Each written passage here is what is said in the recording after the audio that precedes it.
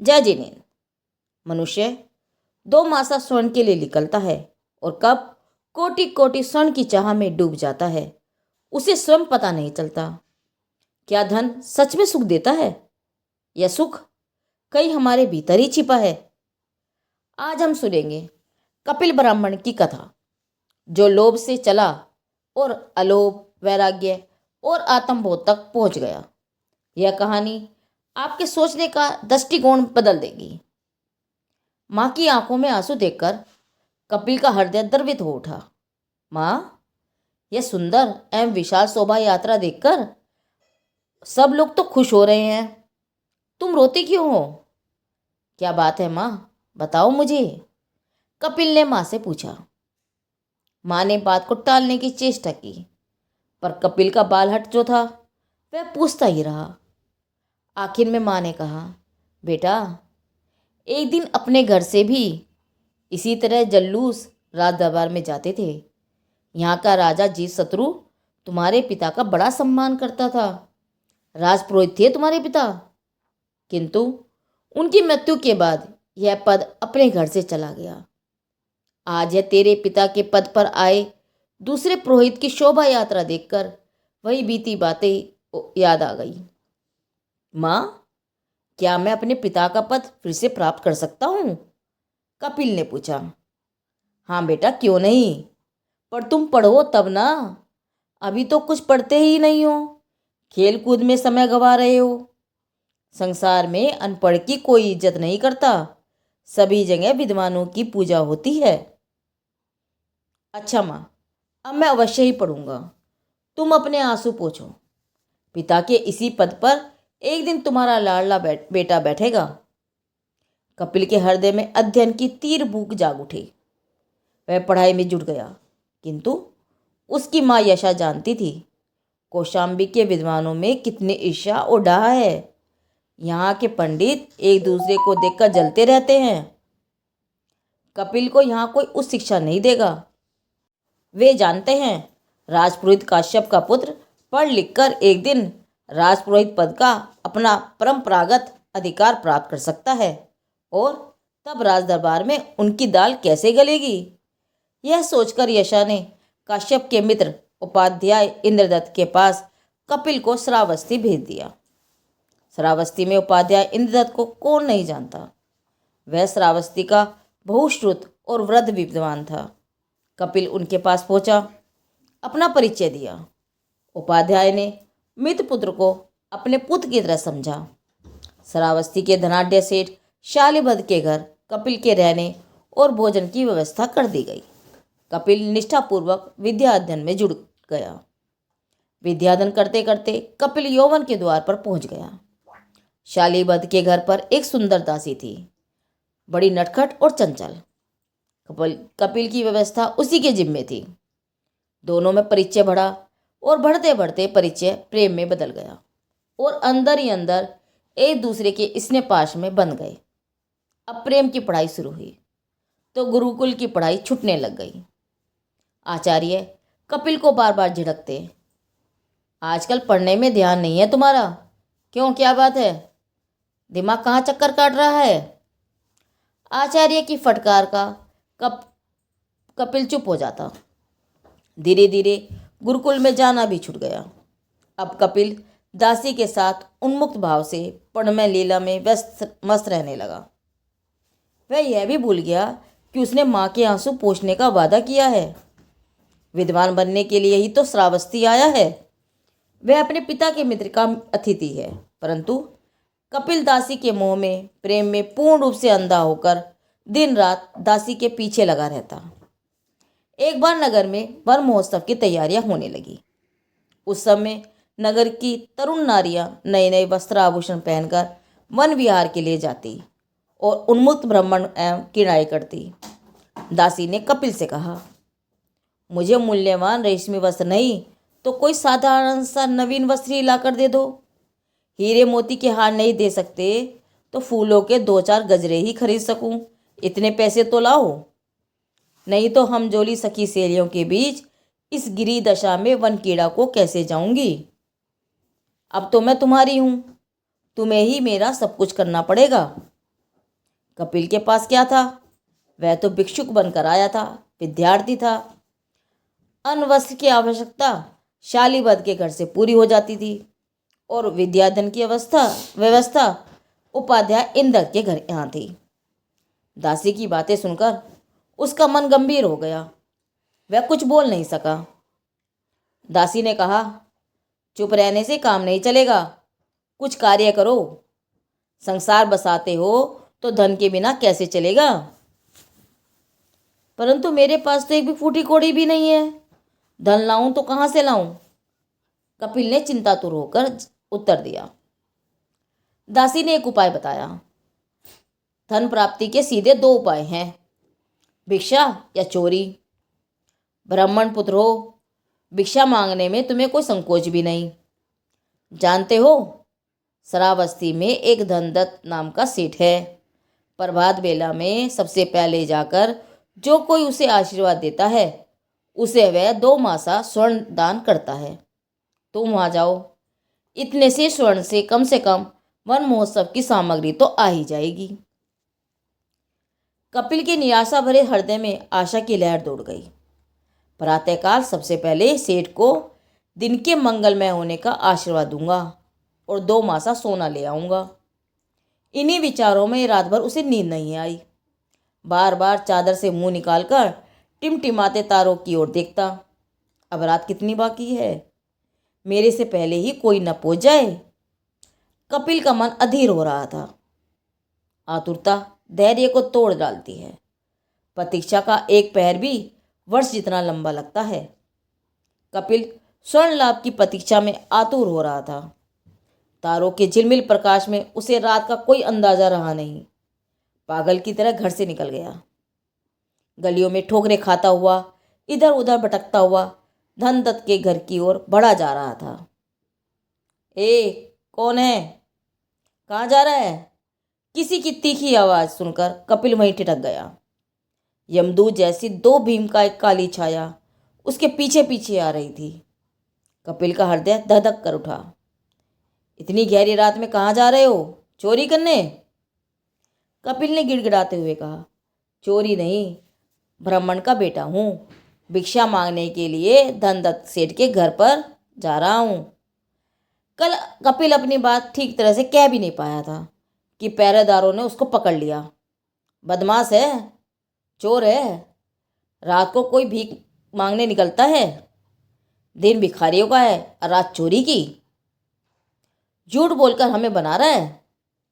कपिल को पकड़कर कारागार में ठूंस दिया। वहाँ और भी कई शराबी और चोर भरे पड़े थे। गंदगी और बदबू के मारे उसका सिर फटा जा रहा था। माँ की छलछलाई आंखें उसके सामने तैरने लगी। कहाँ भटक गया? पढ़ने आया था पिता के समान विद्वान बनने के लिए, और यहाँ कहाँ प्रेम में फंस गया। प्रेम के उन बीते मधुर क्षणों के साथ वह आज को इन कठोर यातनाओं की तुलना करने लगा। अतीत का पूरा दृश्य चित्र बन के उसके सामने आ गया। भविष्य की अंधकारपूर्ण टेढ़ी मेढ़ी काली रेखाएं जैसे उसकी आंखों की रोशनी में साफ दिखाई दे गई। कपिल की यह रात आत्मनिरीक्षण और चिंतन में बीती। व्यवस्था के अनुसार प्रातःकाल सूर्योदय होने पर रात्रि के निगृहित अपराधी, चोर उचक्कों, शराबी और व्यभिचारियों के साथ कपिल को भी राजा प्रसेनजीत के समक्ष उपस्थित किया गया। राजा प्रसेनजीत अपराधों की जांच स्वयं करता था और अपराधी को कठोर सजा देता था। कपिल थर थर काँप उठा। उसकी आंखें शर्माई हुई थी, पश्चाताप के आंसुओं से भीगी भीगी। वह अपने को छिपाने की चेष्टा कर रहा था कि कहीं उपाध्याय इंदत्त उसे इस पंक्ति में खड़ा ना देख लें। राजा प्रसेनजीत ने अपराधी की विचित्र मनस्थिति देखी। सोचा, यह अपराधी नहीं है, परिस्थिति का मारा कोई भूला भटका भद्र युवक है। राजा ने उस पर एक तीखी निगाह डाली और कड़कड़ाती आवाज से पूछा, क्यों रे, रात्रि को कहाँ चोरी करने निकला था? कपिल ने हाथ जोड़कर गिड़गिड़ाते हुए कहा, महाराज, चोरी जैसा अनार्य कर्म मैं ब्राह्मण पुत्र कैसे कर सकता हूँ? भीख मांगने निकला था, सिर्फ 2 मासा सोने के लिए। राजा को कपिल की बात बड़ी विचित्र लगी। कहा, सच सच बतलाएगा तो माफ कर दिया जाएगा, और कुछ भी झूठ कहा तो याद रख, प्रसेनजीत के राज्य में झूठ का दंड सबसे कठोर है। कपिल ने नपे तुले शब्दों में अपने जीवन का बीता हुआ घटना चित्र राजा के सामने रख दिया। घर के चलने से लेकर बंदी बनने और उसके बाद पश्चाताप के आंसू बहाने तक की कहानी राजा को सुना दी। कपिल की शारीरिक दशा और वाणी के टूटते और कांपते स्वर उसकी मन स्थिति को स्पष्ट कर रहे थे कि वह अपराधी नहीं है। उसकी सत्यनिष्ठा और करुण अवस्था पर राजा का हृदय पसीज उठा। सोचा, भूख और गरीबी का प्रतिकार राजदंड से नहीं किया जा सकता। समस्या के मूल को समझकर उचित हल करना ही नीति है। राजा ने कहा, ब्राह्मण, तुम केवल 2 मास सोने के लिए आधी रात को घर से निकल पड़े। 2 मास सोने से क्या होगा? लो, तुम्हें जितना चाहिए मांग लो। उसे सहसा विश्वास नहीं आया। कहीं मेरी मुक्तता का मजाक तो नहीं हो रहा? वह विचार में पड़ गया। राजा ने पुनः संबोधित किया, ब्राह्मण कुमार, सोचते क्या हो?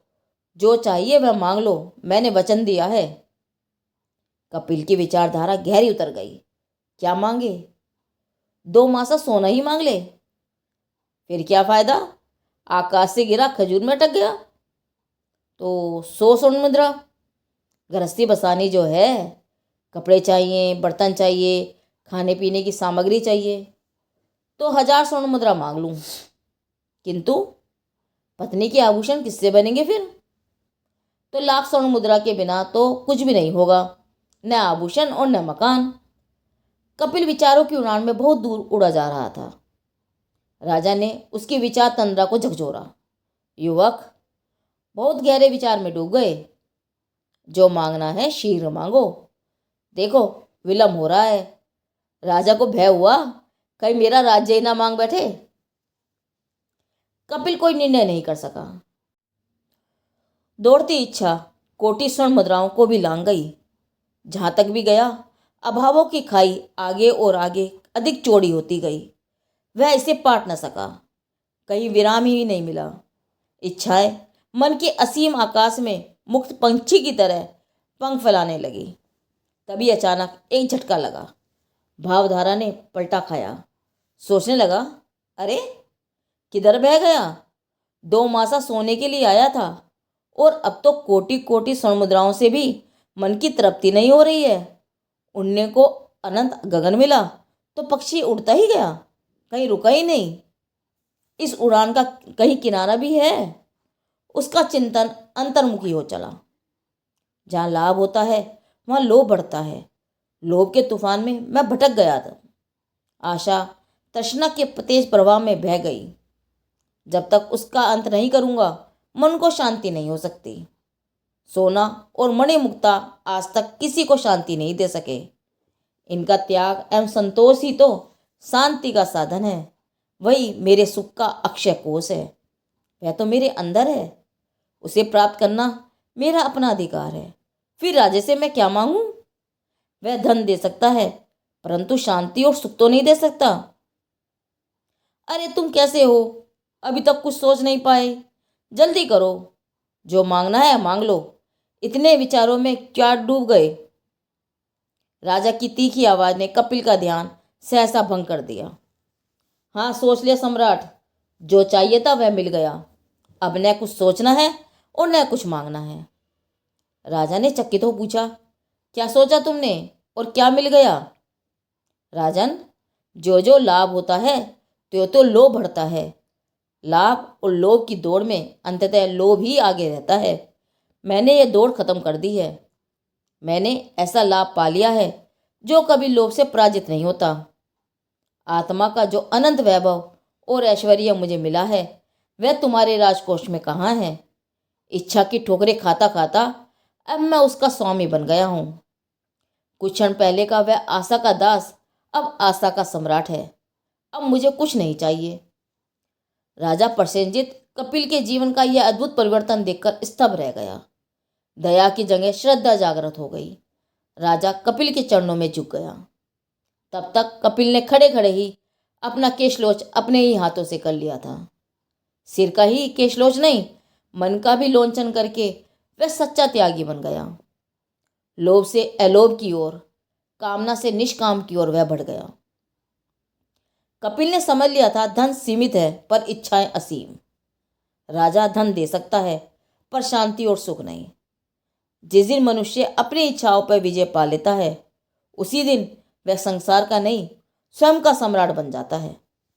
लोभ से अलोभ की यह यात्रा हमें सिखाती है कि सच्चा अक्षय कोष आत्मा के भीतर है। यदि यह कथा आपके हृदय को स्पर्श कर गई हो तो उसे दूसरों तक पहुंचाएं, क्योंकि एक जागृत आत्मा अनेक जीवों को दिशा दे सकती है। लोभ से अलोभ की ओर का यह कथानक जैन इतिहास की प्रेरक कथाएं संकलनकर्ता उपाध्याय अमर मुनि जी से लिया गया है। जिनदेव की वाणी, आगम वाणी।